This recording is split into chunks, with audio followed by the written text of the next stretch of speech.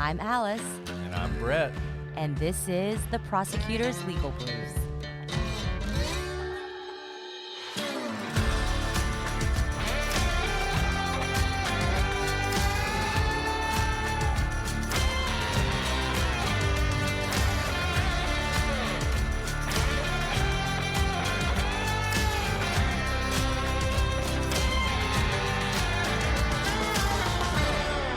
Welcome back to the Prosecutor's Legal Briefs. I'm your host, Alice, and I'm joined, as always, by my trash panda of a co-host, Brett.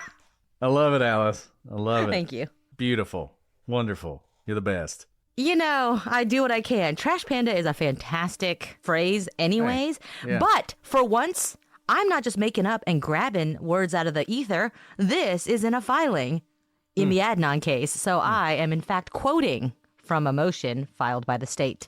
And we're going to talk about the trash pandas later, but trash panda, that, you know, man, look, we're going to talk a lot about this filing, this most recent filing in the Adnan Syed case.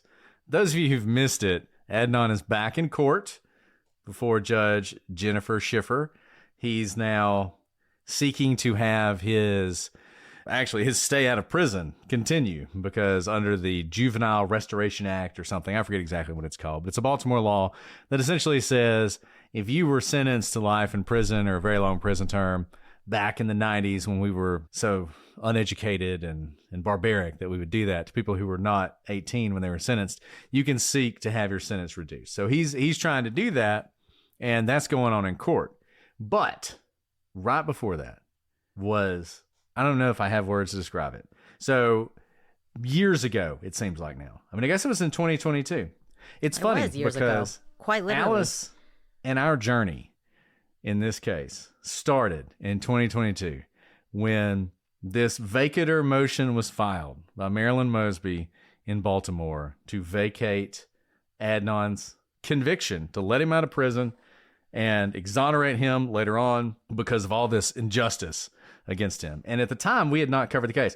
And it was actually this abomination of a motion that set in our coverage of the case. So I'm glad that Marylin Mosby allowed us to do our 14 episodes on Adnan. And if emails and comments are to be believed, convinced thousands of people who used to believe that Adnan Syed was innocent, that he is actually, in fact, guilty. And that motion had a long and winding path through the courts before it finally was struck down by the Supreme Court of Maryland, and it came back to the Baltimore State Attorney's Office. And Ivan Bates, who some of you may know from a documentary advocating for Adnan's innocence, where he talked about how he thought Adnan was innocent, had an opportunity to reconsider the motion and issue a new opinion on that, whether he was going to stand behind it or withdraw it. And oh my goodness, did he take his obligations seriously. Absolutely. Now, when this was filed back in 22, I remember we did a legal briefs on it. And at the time, we didn't have access to the full picture, but we actually asked a lot of the same questions that Ivan Bates also asked when he took a new look at this reinvestigation, shall we say. And if you haven't read this filing, first of all, it's going to take a while because it's 88 pages. But I'm going to cut to the chase. Those 88 pages essentially say we had to reinvestigate everything because the investigation led by Mosby was destroyed and Mosby wouldn't speak to us about it. And we had to piece together what was done, quote unquote, in order to support the motion to vacate. And after looking at everything, re-examining the evidence, re-examining all the investigation since Mosby came into the office, I have to basically apologize to the court that I cannot stand by the lies put forth before this office. I mean, it goes that far. Read the footnotes. It is putting everything out there. It is naming people by names a lot of the time. And there are people who investigated this case and made representations to the court that he calls out. Usually there's at least some sort of blocking for your office, but the misrepresentations were so egregious and there was such a miscarriage of justice, both for the victim as well as Hae Min Lee's brother, that he basically righted the record and laid bare for all to see, including basically doing what we did, like the Adnan Did It episode. The last part of the 88-page motion seeking to withdraw the motion to vacate is essentially the whole case against Adnan. I mean, it is a work. It is a very, it could have been, by the way, many of these motions, it could have been as simple as a one-pager that said, easy. We reviewed the investigation and we would like to withdraw the motion to vacate as we no longer find that it is supported by evidence. Signed, Ivan Bates. That we see all the time. Obviously, this case has a lot of media attention, shall we say, and the office was under a microscope after Mosby filed this quote-unquote bombshell of a motion. And for him to file this out there, it really is a lay it bare for all to see. And if there was ever a question about whether there's a Brady violation, there wasn't one. Whether there are alternate suspects who are actually viable, there are not. And whether the evidence was sufficient to convict Adnan, there was. And this is from the Baltimore City Attorney's Office. And look, I think we're going to go through this. I mean, we're not going to go through the whole thing. We're going to give you a summary of this filing. You should read it. There's an executive summary. It's like 9 or 10 pages long. You should read that. You should read, if you care about this case, you should read the 88-page filing. Yeah, it's a legal filing. Some of it will be hard for you to understand, but a lot of it won't. A lot of it is just shocking documentation of this fraud on the court. And look, the most annoying thing in the world is when people pat themselves on the back, and we would never do that. But I just want to say, if you go back and listen to all of our episodes on this starting in 2022, we nailed this from the very beginning. So I just want to get that out of the way. But the other thing I want to say before we get started, because I think this is really important, because the same grifters, fraudsters, and charlatans who always protect Adnan Syed will be out there trying to undermine this as well. It is so important who this is from. I cannot overstate the fact that Ivan Bates is in a documentary, an HBO pro-Adnan documentary, talking about his feeling there was some sort of an injustice here, number one. Number two, one of Adnan's biggest supporters, Colin from Undisclosed, when Ivan Bates won, I remember this, when he won the nomination to be the state's attorney, tweeted about how exciting it was because Ivan Bates was a supporter of Adnan Syed, and maybe finally we would have this opportunity for justice. And he was under immense public, press, all kinds of pressure to just do it again. Every single mainstream coverage of Adnan Syed is always that he is innocent. That is what they always say. The easiest thing in the world would have been for him just to say, we're going to stand behind the motion to vacate. We think it should move forward. He could have done that. But instead, he actually looked at the evidence and the record, information he would not necessarily have had back when he was doing that documentary, and produced this document. This document is damning for any remaining belief that Adnan Syed did not commit this crime. It is an astonishing piece of legal work. And let me say something else about Ivan Bates' integrity here. There is a world where he could have done that, just do the easy thing and say, we stand by the motion, and no one would have been the wiser, because we wouldn't have known the quote unquote investigation, the reinvestigation that was done by Mosby's team, and how it was not supported by evidence. Because what would have happened, instead of having to represent this in court, it never had to come to light. He could have looked at the evidence and been like, ugh, that's not very good. It's okay, we'll stand by it because it's the, little p political good thing to do. People will love it because all the media seems to say he's innocent and I'll be the hero here. And then strike a deal with Adnan so that they never had to present the new evidence. He serves time served or whatever, and none of us would ever know the shenanigans that happened. But that's not what prosecutors or any public servant is supposed to do.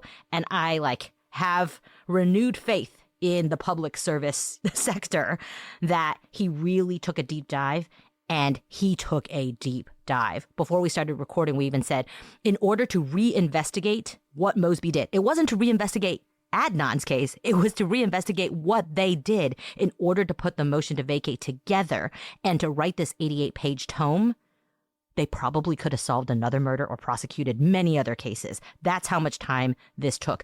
And they had to do that, though, because they had to unwind the shenanigans. And this is why we've said so many times before, this was not a victimless action by Mosby. There are probably actual real victims in Baltimore whose cases have not been prosecuted yet or fully investigated yet because they've had to spend their time basically going back to square one from 20 years ago. We know Adnan's guilty, and he had to unwind all of the shenanigans, and he had to do it for the integrity of the court because he's an officer of the court, and not to do so could potentially come back with ramifications on his very profession and his license to practice law.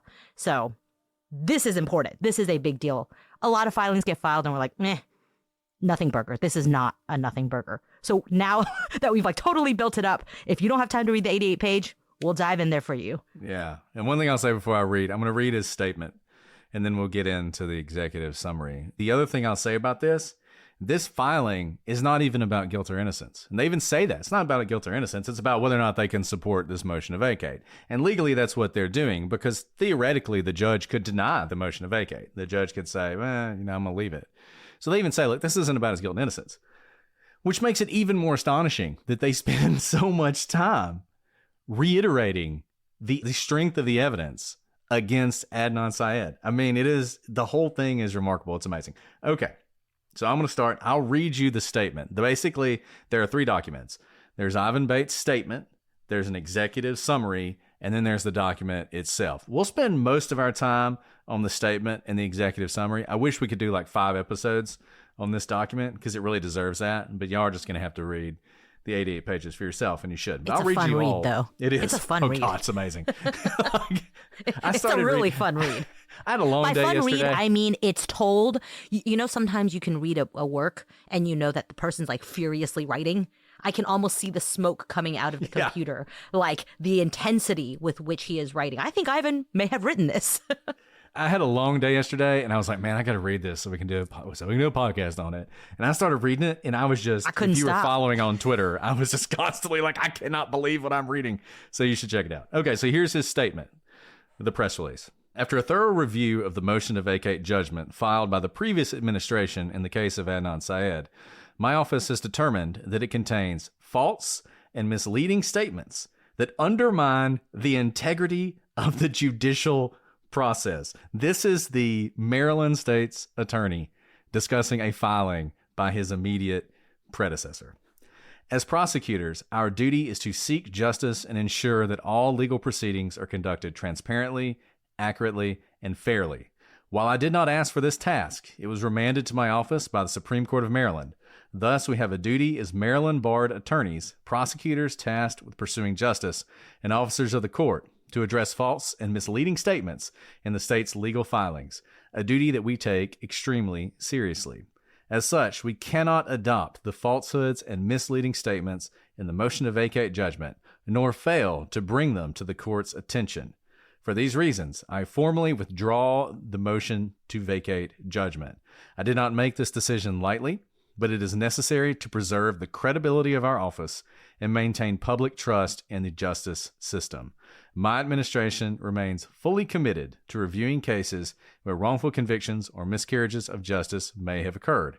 However, we will do so with the highest standards of integrity and a commitment to truth. I recognize the complexity and sensitivity of this case. I hope this comprehensive review and my ultimate decision brings closure to all parties involved. I mean, there cannot be a stronger statement. It's not equivocal whatsoever. And it gets right to the point and it calls out. It doesn't try to sugarcoat what happened. And there you have it.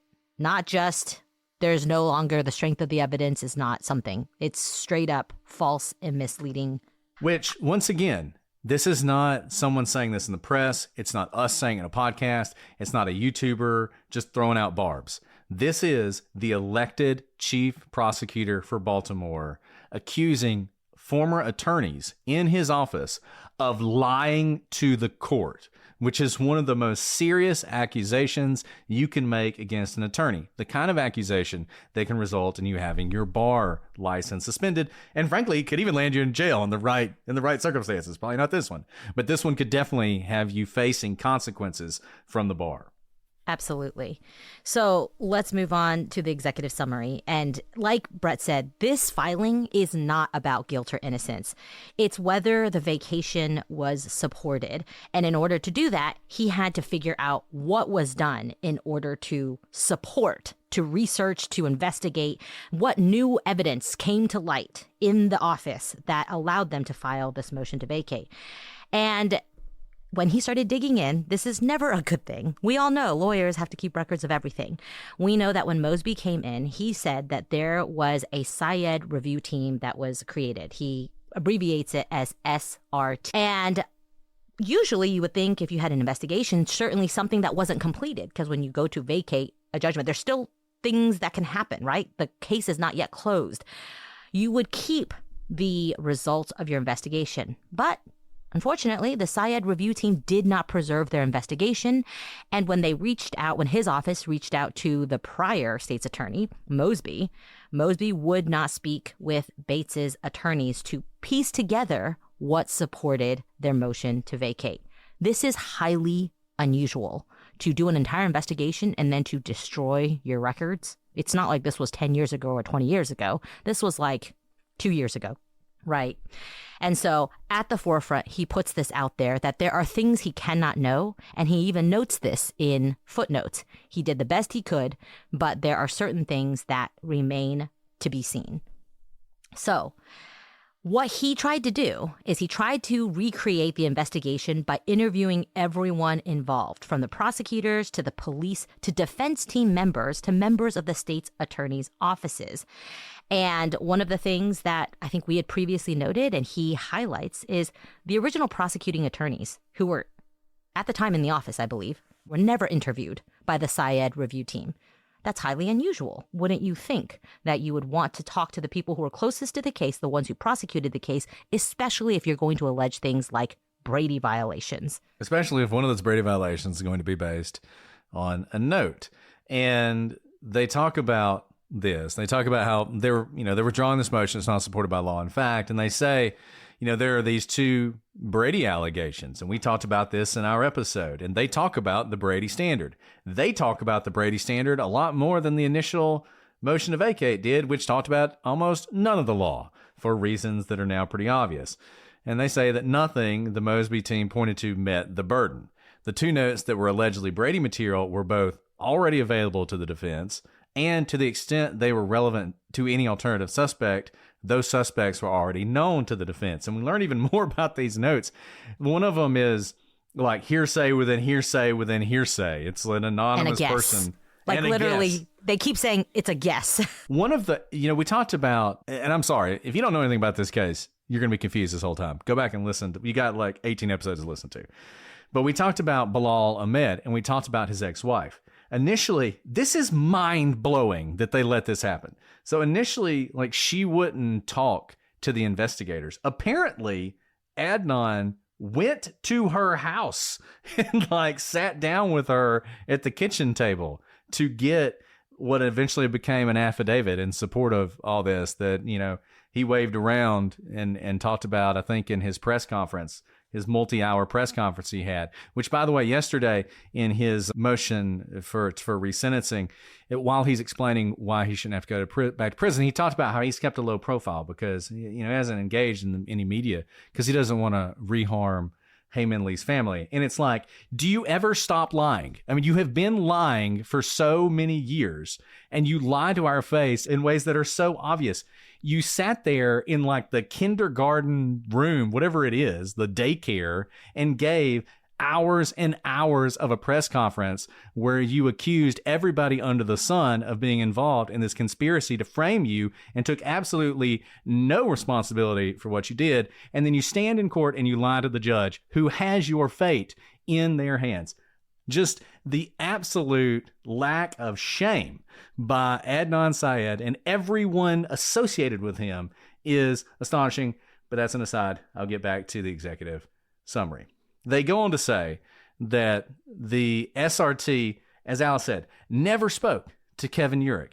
These are his notes. Half of it is you couldn't read it. You know how when you take notes and it's in your handwriting, so you're the only one who can read it? this is the situation. They didn't even bother to ask him what it said. And in this summary, it describes this as shocking, and I'll read you what it says. Shockingly, the SRT did not ask Mr. Urich about his handwritten notes. They did not ask him to decipher his somewhat illegible handwriting or to interpret his notes otherwise. They did not ask him if he had any independent recollections regarding the notes. Most shockingly, they did not ask him if he withheld the notes from the defense or about his discovery practices in 1999 and 2000. When interviewed by this office, Mr. Urich provided substantial information about the notes that differs materially from what is represented in the MVJ. Right. And remember, this is shocking because we now know what the notes are. We had been told that there were notes and there were potential suspects, but even Bates's own motion states that the alleged facts supporting it are conflated. So there's not even clear among the investigation what they found because they are not being clear. In fact, there was no evidence. And so when Urich was then interviewed by Bates's team, he said that the note stated someone had said he would kill Hae was in fact referring to Adnan. And so they took this note and gave it whatever meaning they wanted to. But Urich, who is the one who actually wrote this note, said, no, when I said someone was going to kill Hae, I was referring to Adnan Syed, not some mystery third party. Stunningly, the SRT did indeed interview the person who provided the information to Urich, and she told them that she did not recall Bilal Ahmed ever threatening to harm Hae. Now, despite receiving this information, Mosley nevertheless told the court that the evidence indicated that this note referred to a third party, Bilal Ahmed, threatening Hae. And this is why, by the way, as he's uncovering these falsehoods, they aren't just matters of interpretation, but where they learn one thing, they even write it down. He finds, I think he says he searches their emails, but a lot of things have been destroyed, that these are complete misrepresentations of what they know. Moreover, and when the SRT filed the motion to vacate, they did everything in secret. We talked about this. They all talked to the judge, and they played fast and loose with the facts, and they didn't say the names of their suspects. We didn't know who they were. And one of the reasons for that is because everybody knew who Bilal was and Alonzo Sellers. And in fact, the defense knew about both of them and investigated them. And they knew about this whole theory that is laid bare in this filing, that essentially Adnan was being groomed by Bilal, that he was one of his quote-unquote boyfriends, and that was why Bilal killed Hae, because he was jealous of her, which makes no sense because he would have killed her after they broke up. But, whatever. I guess Nisha in Silver Springs is just lucky Bilal didn't know about her. But that's this theory. And perhaps most stupidly of all, in order for it to be a Brady violation, you have to have something that's not turned over. But the review indicated that the notes had indeed been turned over to the defense, meaning they couldn't have been Brady material at all. In fact, the SRT relied entirely on the fact that the current defense attorney couldn't find them in the file to determine this was a Brady violation, despite the fact the file has passed from person to person over the last 25 years, including the Attorney Grievance Committee, Rabia Chowdhury, I think it lived in her trunk for several years, Susan Simpson, post-conviction attorneys, appellate attorneys, and current counsel. And there were other documents that should have been in there that everyone knows were turned over, and in fact, documents created by the defense itself that were missing, which indicates that these two pieces of paper not being in the file were not actually Brady violations. This episode is brought to you by Progressive Insurance. Do you ever find yourself playing the budgeting game, shifting a little money here, a little money there, and hoping it all works out? Well, with a Name Your Price tool from Progressive, you can be a better budgeter and potentially lower your insurance bill too. You tell Progressive what you want to pay for car insurance, and they'll help you find options within your budget. Try it today at Progressive.com. Progressive Casualty Insurance Company and Affiliates. Price and coverage match limited by state law. Not available in all states.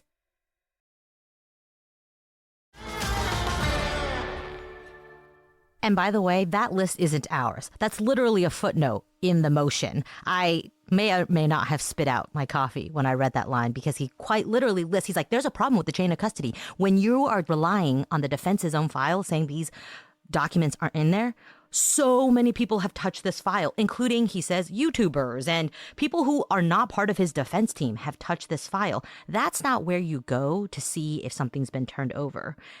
Where you go is perhaps the prosecuting attorney. Hey, what were your practices? And indeed, he said, well, the practice, as is Baltimore law, was to have an open files discovery process. What that means is you can come over and flip through my physical files. Every single piece of paper I have, you can look through. And it's not just that, oh, that was the pattern and practice of my office, or that was law, because of course, if you have a bad actor, a bad prosecutor, misconduct, even if it's the law, maybe you didn't do that. Well, conveniently, they actually kept a log of when the defense, Syed's team, came over on multiple occasions to take advantage of the open files discovery process. And they did. And they saw these things. And one reason that we, in fact, know they knew about these things, like Brett said, Bilal and Alonzo were known to the defense. They were the alternate suspects. We know this because it's been part of the lore for the last couple decades in terms of trying to say Syed was wrongfully convicted. So remember what the standards of Brady are. It's not just, oh, any scrap of paper can count. Not only was that scrap of paper in fact turned over or part of the open records discovery process, but number two, it has to make a difference. And because these things were already known to the defense and they developed these alternate suspect, some other dude did it defenses, there is absolutely no Brady violation here whatsoever. And I will say Bates really comes and like vindicates Prosecutor Urich in terms of, because he was thrown under the bus previously with respect to these potential Brady violations. And then he doesn't stop there. So he goes through the two notes. He goes through the alternate suspects and he concludes, we've tried to piece together the SRT's review. We've looked at every single thing. We've recreated these things. We found out about Operation Trash Panda, where they quite literally did the whole trash pull to try and get DNA from Alonzo Sellers. And they 4 bags of trash. And by the way, they must be really bad at being trash pandas because they couldn't get any good DNA from it. But anyways, they detail all of these things that the SRT team did. And Bates concludes, despite all of this, they tried so hard. These two notes did not account to Brady violations.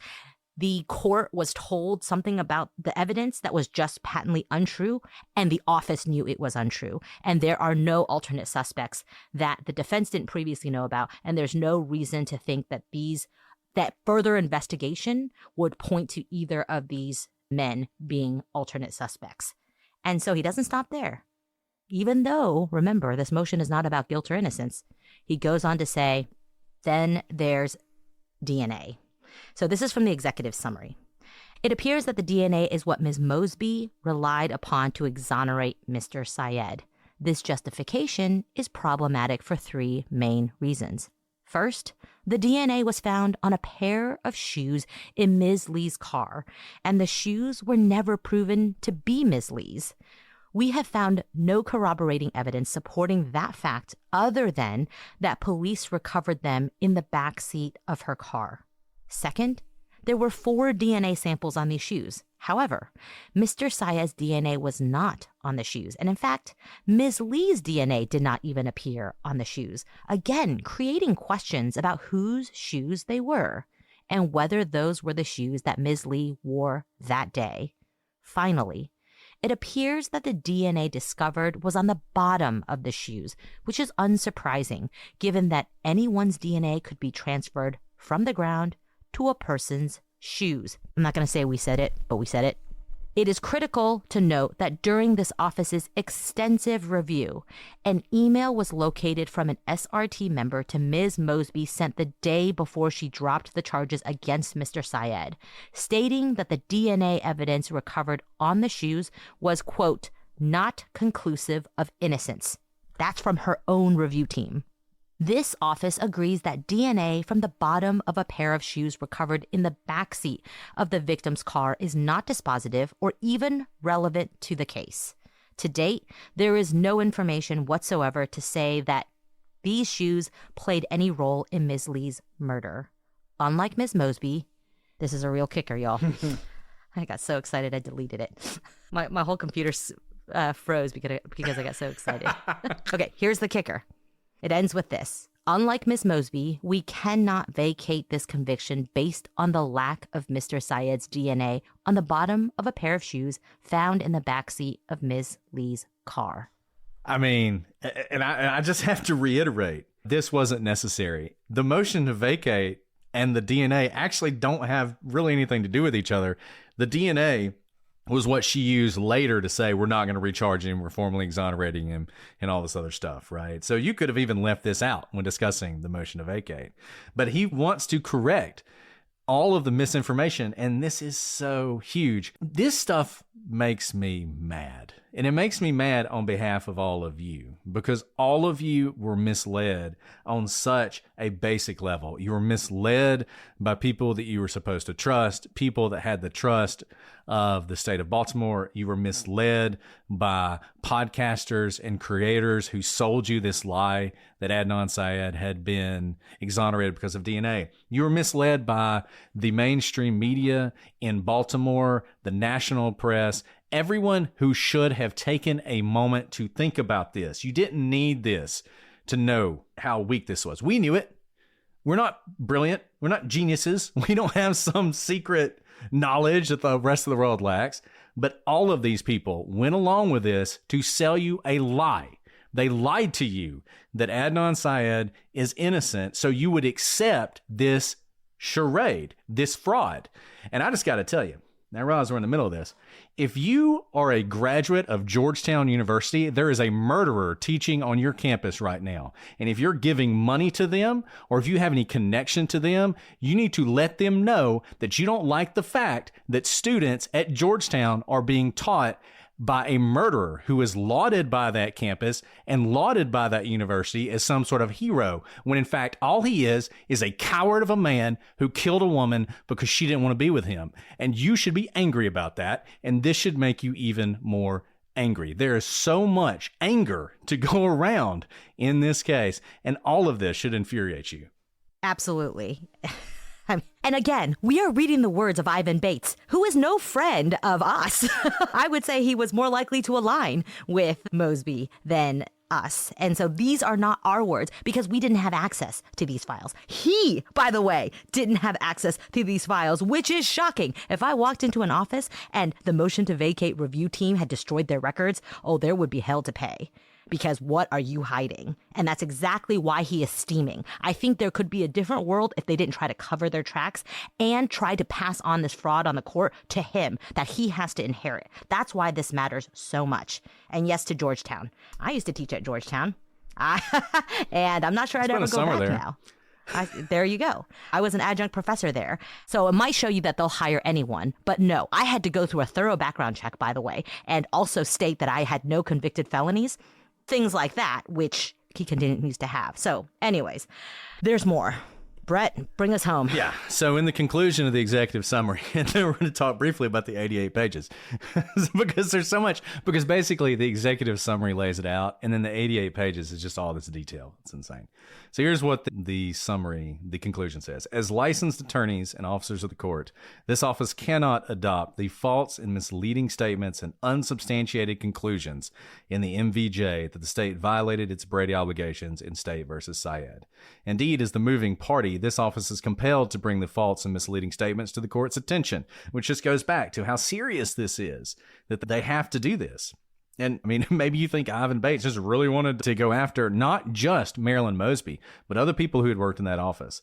As prosecutors, we are sworn to seek justice and uphold the law. This office approached this case, as it does every case, asking the question, how do we get to justice? Based on an exhaustive review, the only answer to that question is to withdraw the MVJ and provide an explanation for the decision to the Lee family, Mr. Syed and his family, and the public who may have an interest. Mr. Syed's case has been the subject of protracted post-trial litigation, all of which has ultimately resulted in the affirmance of the jury's verdict beyond a reasonable doubt that he is guilty of the murder of Hae Min Lee. While this office withdraws the motion to vacate judgment, that decision does not preclude Mr. Syed from raising any new issues that he believes will support his innocence in the proper post-trial pleadings. And let me just read you this next part, because it's almost like they listened to our episode and just decided to quote it. However, Properly shifting this burden back to Mr. Syed will reinstill the adversarial nature of proceedings that are the hallmark of the truth-seeking function of our criminal justice system. Amen.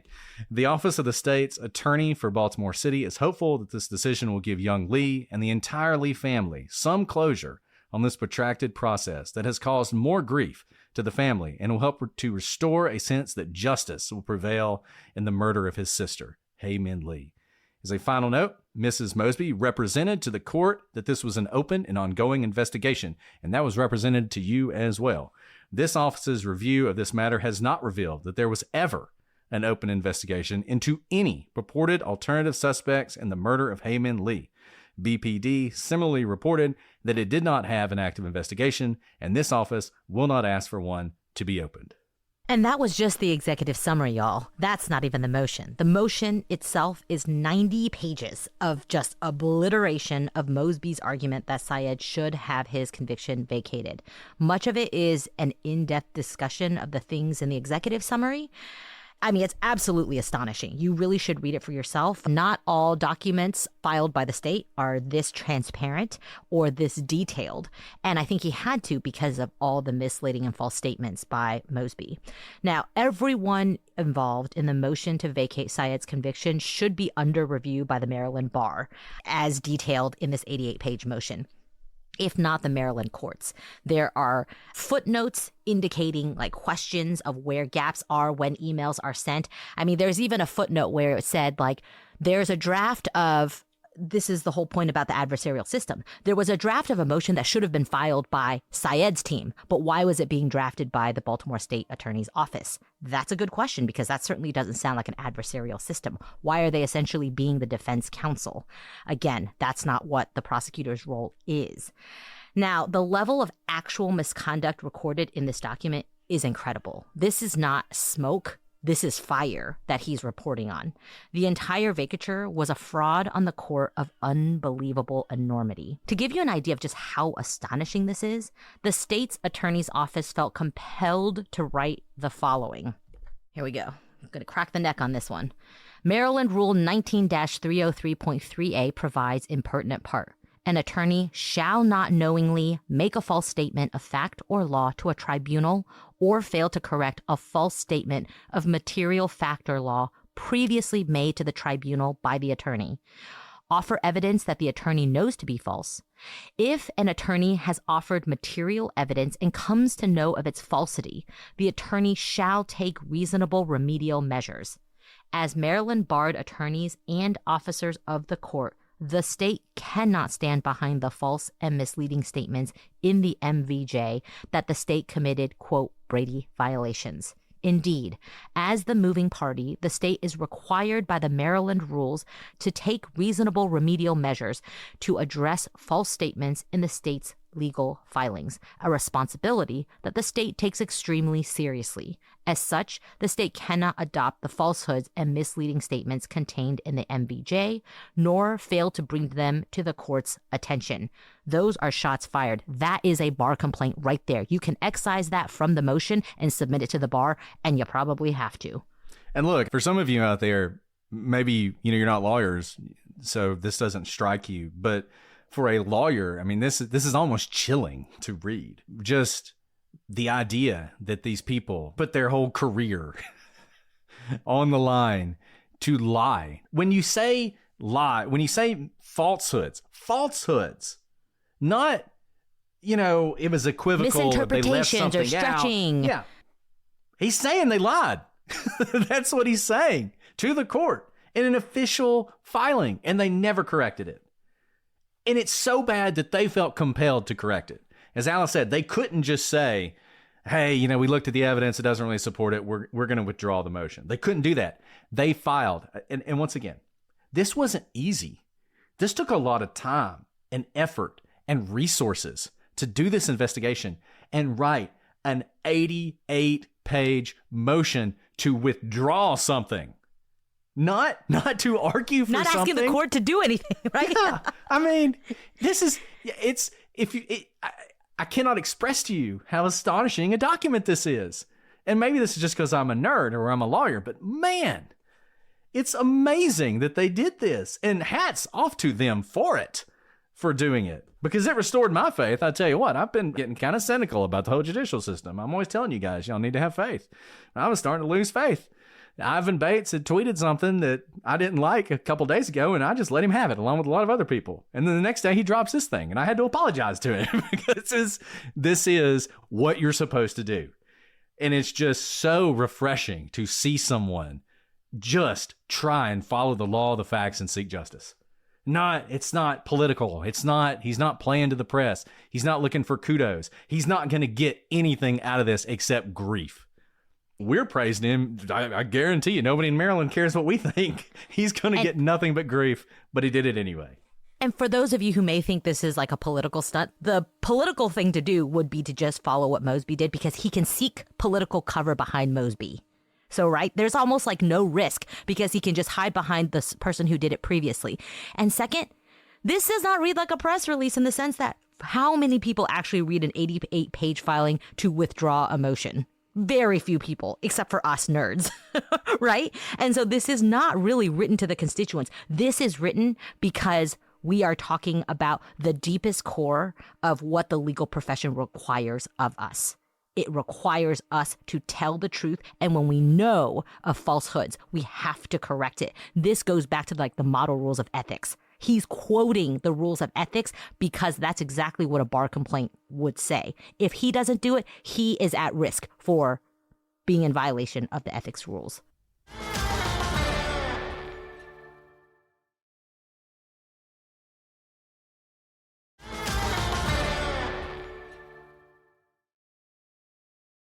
So then he goes on to say, and I just appreciated this so much because once again, I feel this in my bones. He says, outcome bias is deeply troubling in a prosecutor under any circumstances, but certainly in a case where a jury convicted a defendant beyond a reasonable doubt, and that conviction withstood extensive post-conviction litigation and appellate review.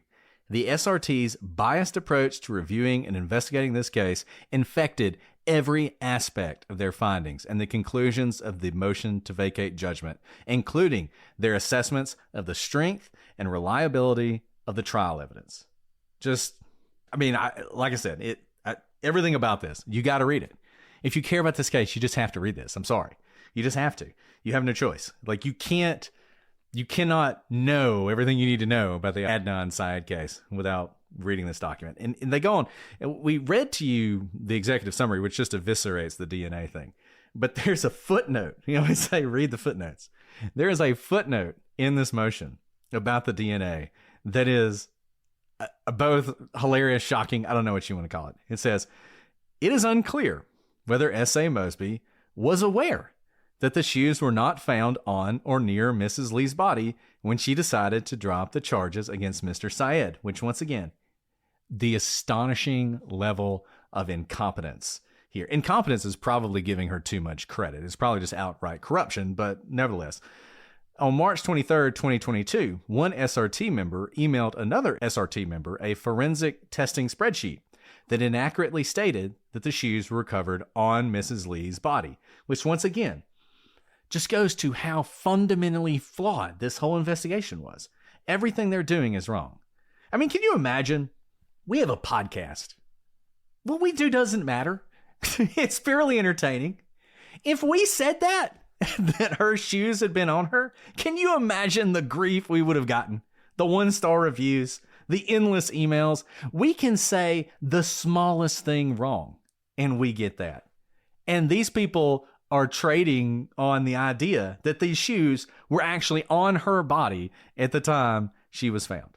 So despite this massive, massive error, the SRT never corrected the spreadsheet. In fact, the January 2025 report included a document labeled Forensic Testing History Spreadsheet SAO that still reflected inaccurately that the shoes were recovered, quote, on Ms. Lee's body. On October 11th, 2022, an SRT member sent a BC SAO staff member edits to a press release which added the following clarifying language. The victim's shoes that she was last seen wearing were removed prior to her burial and left in her vehicle. That's just misleading. That's totally misleading. Like, totally misleading. Like who removed them? Yeah. And prior How do to you know her she was wearing burial, them? what? Yeah, this is the whole thing. Anyways. In other words, it shows an awareness that the shoes were not in fact on her, right? That's the point of that clarifying language. 1 minute later, the staff member sent a draft of this press release to the other 2 SRT members for their review, stating, "Attached is the press release today for your review." Another SRT member has reviewed. The draft that the staff member sent mistakenly did not include that clarifying addition, nor any of the other redlined edits. So the final press release provided no details about where the shoes were recovered. Yeah. So once again, I mean that's they were so focused in the filing does a great job on this. They went in, people, once again, we just do a podcast, but people always say we go in, knowing what we're going to say and whatever. They totally went in. They were always going to try and do this. They didn't actually review the evidence. They didn't care what the evidence showed. They just wanted to support releasing Adnan Syed. And there's so much proof in this filing of that. And they go through this, and in particular, in the first probably 2/3 of it. And then the last third, they basically give all the reasons. They're like, okay, well, we're done with that now. We've done now let's reiterate why Adnan Syed is guilty. And they go through all the things that you've heard before. They talk about the cell phone analysis and why it's accurate and why it's damning. And I won't go through that because you've heard our discussion of it, but you can read theirs. But it includes this nugget, which I think goes to just show you the kind of evidence the SRT was using. An SRT member stated in the December 2021 memorandum, "I also reviewed a blog by Susan Simpson, a defense associate, who analyzes cell site information. She also noted that only a few of the cell site tower information actually correspond with Wild's testimony. I also talked to my husband, who was an RF engineer for the Marines and is currently in a position involving electronic transmissions. He explained how the cell towers worked, covered a large area, and that it was idiotic to try to pinpoint a location based on the cell phone tower ping." Once again, if I ask my wife a question for the podcast, that's great, right? Not exactly what you should rely on when you're vacating someone's conviction. And Susan Simpson writes a great blog. You can read her blog post on the cell phone towers. It's actually super helpful and interesting and damning for Adnan Syed, which she does not seem to realize. And apparently this person just took her sort of bottom line statement about it. But she is so clearly pro Adnan. She did a whole podcast trying to get him exonerated.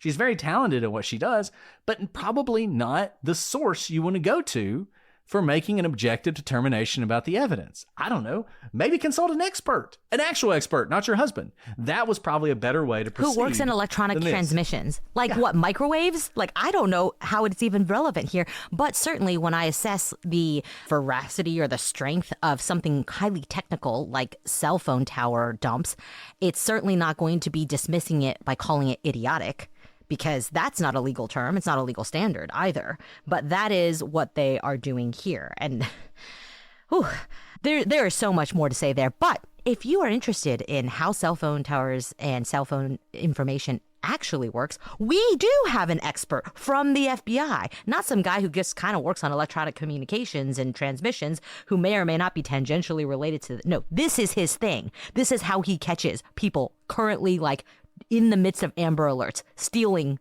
people.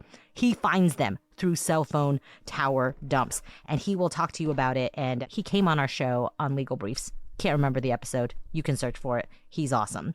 And it was really refreshing to see that Bates mentioned the strength of the evidence here. And he doesn't stop there because, oh boy, we know that the defense and those who claim Adnan is wrongfully convicted, they all have to bring up Jay Wilds. Jay Wilds certainly is, working for the police here to frame Adnan. Well, Bates talks about the credibility of Mr. Wilds' account, and he notes that it was bolstered by the fact that his description of Ms. Lee's clothing to police on February 28, 1999, matched what she was wearing when police recovered her body.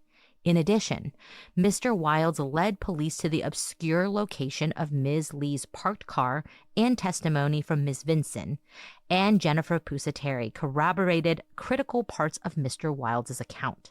Finally, Mr. Rowanowitz matched details of Mr. Wilds' testimony with data from his own independent testing in 1999 of cell tower coverage at specific locations around the Baltimore area. In contrast with the many and varied ways that the state corroborated Mr. Wilds' account, the SRT failed to identify any actual evidence that Mr. Wilds testified falsely, although it is true and was well known to the parties at trial that Mr. Wilds told various lies to the police during the murder investigation. The MVJ suggested that the state cannot rely on J. Wilds' testimony alone. The state has never attempted to do so. The extensive evidence presented at trial of Mr. Syed's guilt, judged substantial direct and circumstantial evidence by the highest court of the state, was multifaceted and has survived repeated challenge on appeal and in post-conviction proceedings. And you will have people out there who are defenders of Adnan Syed who will tell you that there's nothing in this filing indicating that Bates thinks he's guilty. That should be the last time you listen to those people. Because they're either willfully ignorant or, once again, they're lying to you. I mean, that paragraph right there, that tells you all you need to know. Ivan Bates might have thought Adnan Syed was innocent when he was a citizen, but when he got in and saw the evidence, he said, nope. And he said, I'm not pinning my credibility on this murderer. And he lays it all out in this document. I mean, it is a just tour de force. If you're looking for something to answer all your questions about Adnan Syed, don't worry about our 14 episodes. Just read this. Read all 88 pages. That is true. And also, it gives part of Jay Wilds his life back, right? He has been just absolutely smeared across all these like social media campaigns trying to spring Adnan wrongfully from prison. And here the state is saying, look, we've looked at everything. There is no reason to think that his testimony isn't reliable here. Yeah, he told some lies. We've put that all out there. That was known, and that was presented to the jury back then. And with all of this tour de force, at the end of the 88 pages, Ivan Bates concludes, taking into account the numerous false and misleading statements in the MVJ, and after fairly and dispassionately reviewing the available evidence, the state is forced to conclude that we are not able to meet our burden of proof under Maryland Criminal Procedure, Section 8-301.1. As such, we have no choice but to withdraw the MVJ. That's a mic drop. Yeah. And by the time you reach that point, you will have concluded that there was definitely a corrupt prosecutor in this case, but it wasn't the one who prosecuted Adnan Syed. It was the one who then subsequently was convicted of multiple felonies and is a felony at this time. And if she hasn't already lost her license, she should lose it after this. But we'll just have to see what happens there. Now, as we said, this is a companion to the Juvenile Restoration Act attempt by Adnan Syed to stay out of prison.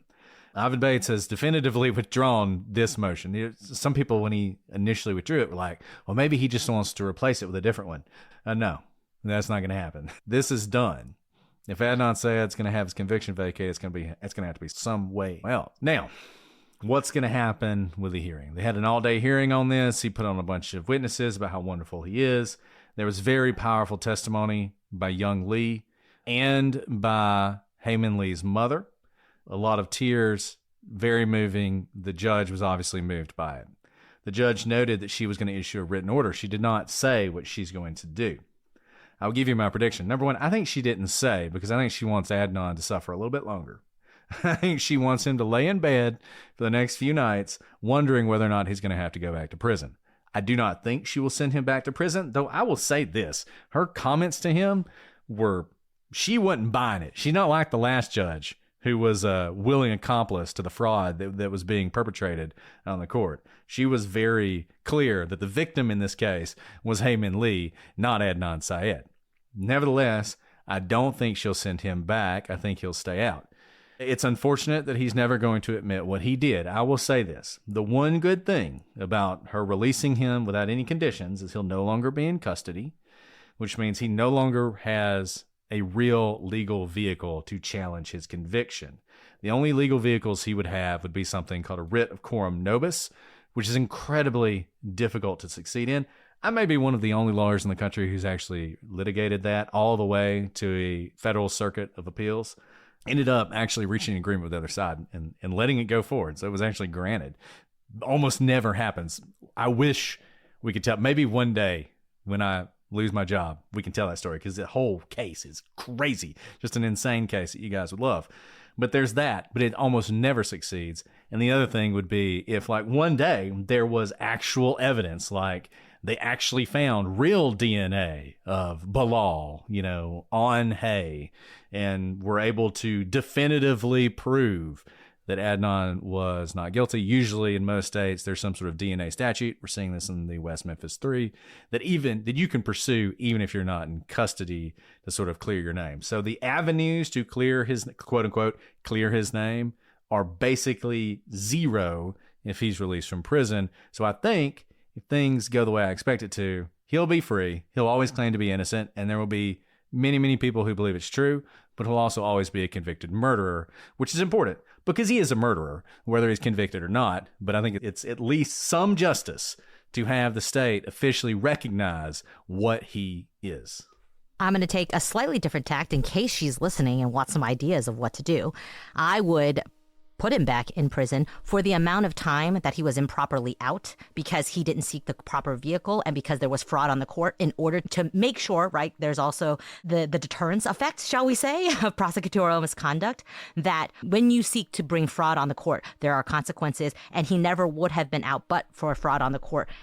And I think they will grant, the juvenile whatever resentencing act, but the amount of time that he was out until whatever that filing was, even if it's a day, in order to make a point that you have to abide by the rules of the justice system, and there are not exceptions for people who somehow get the ear of a YouTuber or get the ear of some NPR, podcast, that they are no different than anyone else. We all follow the same rules and the same laws. Adnan Syed is not exempted. That's what I would do if I were her. Well, now, if I'm getting to do whatever I want to do, that's a different story. That's what I predict will happen. What I would do. I'm predicting this as well. Well, that would be great. I would take that. Because of the anger that she should rightfully have about the fraud on the court. And I do think there needs to be a message sent. I think it's within her realm, and it would be very justifiable in order to do that. Basically saying, like, oh, you want to skip the line? You got to go back to the line. I would write 2 opinions. One releasing him and one sending him back to prison for the rest of his life. And I would call him back to court, and I would tell him, I have 2 opinions written here. One of them releases you without conditions. One of them sends you back to prison for the rest of your life. If you would like to go free, you have to stand there and admit what you did and tell us exactly what happened that day. You have 30 minutes to think about it. Come back in here in 30 minutes and you let me know what you're going to do. And if he did not confess, I'd send it back for the rest of his life. That's what I would do. She's probably not going to do that, but that I would love to see. That would just, the world is not amazing enough for that to happen. So I will take Alice's middle ground that he has to go back for the time he's been out. I'll take that. Well, there you have it. That was the filing. You can read it for yourself. If you disagree with us, that's perfectly fine. We are not gleeful because we think we're right or anything. We are gleeful because, as we stated earlier, I have renewed faith that prosecutors' offices will do the right thing, that fraud on the court will not stand. And I'd like to say 2025 is going to be the year where reason and integrity will continue to prevail in the justice system, because the justice system, unlike anything else really in our society, it only exists because we put our trust in it. And when things like what has happened around the circus of Adnan Syed, it absolutely tarnishes and degrades the entire judicial system, not just in Baltimore, across our entire country. That's why this matters to us, because this filing is seeking to do his part from his office, what he has control over, to ensure that the judicial system is blind and no one is treated differently. And that's exactly what I would want if I were being prosecuted or if I were wrongfully convicted. And you should want this as well. You should want this for your taxpayer money. You should want this for the justice system that you live under. And I am very glad because Hae Min Lee's name comes up multiple times in this filing. Bates does not lose sight of who the real victim is here. And he apologized to the family at the hearing for what had happened. And he talks about the harm done to young Lee and the entire family. And absolutely, that was done by Mosby. That was done by that office, because that fraud on the court was a fraud on her and her family as well. And this is not to, he does not overstep lines here. Everything he says is backed up by, that's why he shows all of the evidence that he uncovered in this. And I can only hope that we don't have to do this again, that moving forward, there will not be motion to vacate judgment, as we saw. That was a complete fraud. That we can take now all of this, learn from it, move on, as we've said so many times before. Don't give any more of your time to this case. It is done. There are no open investigations. He did it. He has not admitted to it. I don't think he ever will. But there is no more time he deserves from any of us. We should move on to truly wrongfully convicted people, or trying to take these resources to solve cases for victims who are still awaiting justice. We do not have infinite resources. The Baltimore State's Attorney's Office doesn't have unlimited resources. Now, hopefully, they can go work on real cases that are still open now. Yeah, and look, I mean, if what happens is what I expect to happen, and that motion is filed and he's freed but guilty, I don't think we'll ever mention Adnan Syed again. And I hope not to, because he's not worth your time. He's not worth any of our time. The only reason we've had to talk about him so much is because of the same reason that Ivan Bates felt compelled to write an 88-page motion. There is value in facing this kind of injustice and calling it what it is. And you know what? I love this podcast. I'm glad we did this podcast. Calling Adnan Syed a murderer and saying that Adnan Syed is guilty is one of the proudest things I've ever done. If that's all we got out of this podcast, it was worth it. And I'm glad that we could be some tiny voice of truth, but Ivan Bates roared like a lion in this filing, and he deserves all the credit in the world for it. So with that, it doesn't change the sad fact that Hae Min Lee's life was cut short. And let's not forget that. That's why you should feel outrage. But hopefully tonight and all the nights coming forward, young Lee, Hae Min Lee's mother, the rest of their family can at least rest knowing that the state's office took a good look and this conviction stands. And he is the one who did it. And justice was served in the court of law for Hae Min Lee. Well, that was a fiery episode. It's a fiery filing. What can I say? But as always, let us know what you think. You can email us at prosecutorspod@gmail.com. You can read the filing for yourself. We will post it. We have posted it. Please do take a look at what a real, honest investigation looks like and what fraud on the court can look like and what we need to do in order. This is not about where you turn your attention and where you decide to get your news. This is real life, real justice in the courts that has real ramifications. And I hope there are ramifications for the people who perpetrated this fraud on the court. But with that, are there any questions that we want to answer after that fiery episode? I mean, we can. Sure, why not? Let's answer. Why not? Let's take the temperature down a bit. How's little guy doing while we're here? I don't know. He's fine. Ignorance is bliss. Okay, so this is legal briefs, right? So we got to do a legal brief question. Remember, if you leave a 5-star review and leave a question, we answer your question. And there are fewer legal briefs questions than regular questions. So you can sort of get right to the front of the line if you do a legal briefs question. Okay, let's see. I guess I'll ask you this one, but I don't actually have an answer for this. But so this is from Kat. Kat wants to know, I'm a nanny and say some pretty funny things to the kiddos, like if you play on your iPads all day, you'll have a chicken noodle soup brain. What are some weird things you've caught yourself saying to your kids? I don't know if I have an answer. I think everything I say is weird to them, right? Like, no, don't lick your fingers after you've gone to the bathroom. Said that today. The thing about kids is they really challenge your ability to explain things because they're always asking you questions that you don't actually know the answer to. And so, or that are either so complicated or like sensitive that you don't want to tell them exactly how something happens, right? My daughter is always talking about when I die and like what she's going to do when I die and how like when she's 100, I'll only have a little while left to live and stuff like that. And because she doesn't really understand it. So she's always asking me these questions about like, what happens when you die and like all this other stuff. And it's just like, man. So I don't know that I have funny things that I'm always saying to him as much as if he recorded me trying to explain complex questions to them, it would be hilarious. I mean, I'll say one thing, and you know this from coming to my house all the time. I don't think we're the only people, but we started this when my oldest was like 1. But my kids love sparkling water, but we don't call it sparkling water because that is a strange concept. What do you mean your water's sparkling? It's not sparkling. There's no color to it. So we call it spicy water or bubble water. Yep. And so we forget and we call it that in the wild. So we'll be at the restaurant and be like, can I have some of your spicy water? And they're like, excuse me, ma'am. What? I'm always telling people I'm going to go to the potty. I was like, I got to go to the potty. They're like, oh, okay. Good for you, little buddy. Yeah. Wow. Yeah.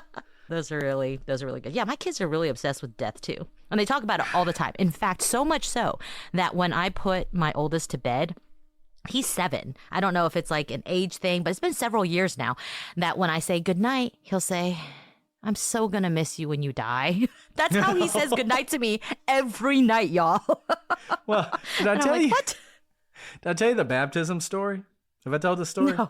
No. So we go to church, and in my church, we don't baptize infants. We baptize like adults, right? So there was a girl in the youth group who was getting baptized. And so, my kids go to Sunday school during the preaching or whatever.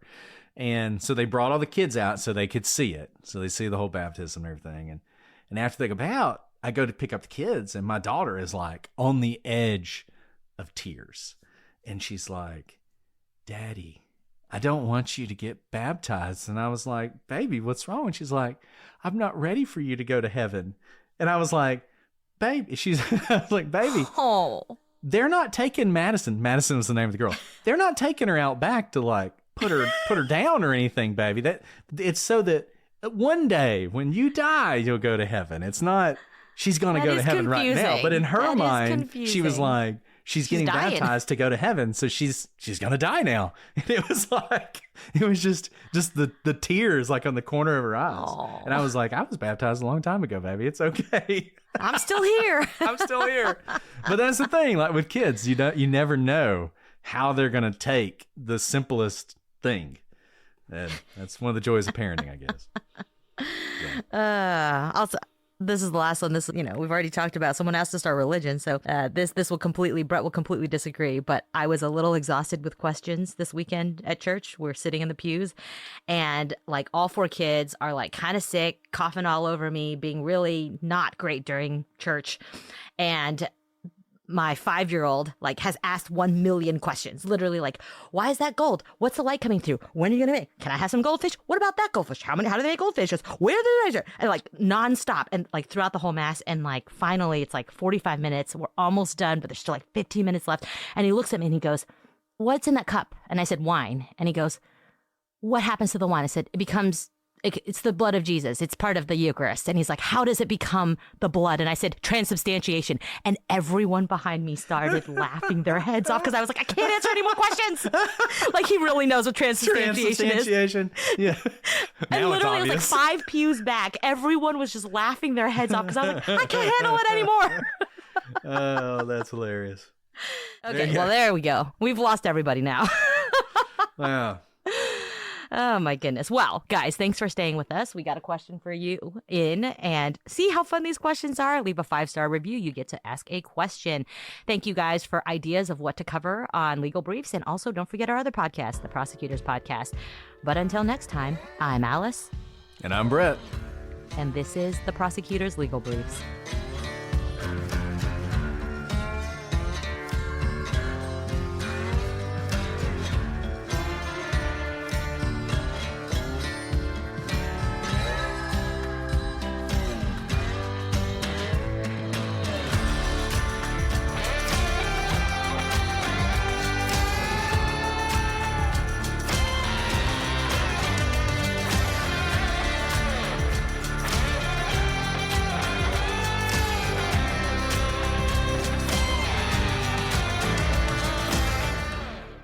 playing with people's emotions. I would never do that.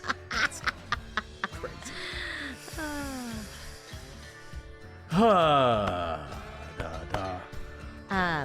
Yeah, I know. I mean, it took me like 2 days to read it, broken up, but it was a scathing to say the least. Also, my point was it took forever to undo the craziness. Yeah. You know, like There was so much imagine craziness. if they, I don't know, solved another murder during that time. Yeah, instead of having all their investigators on Operation Trash Panda.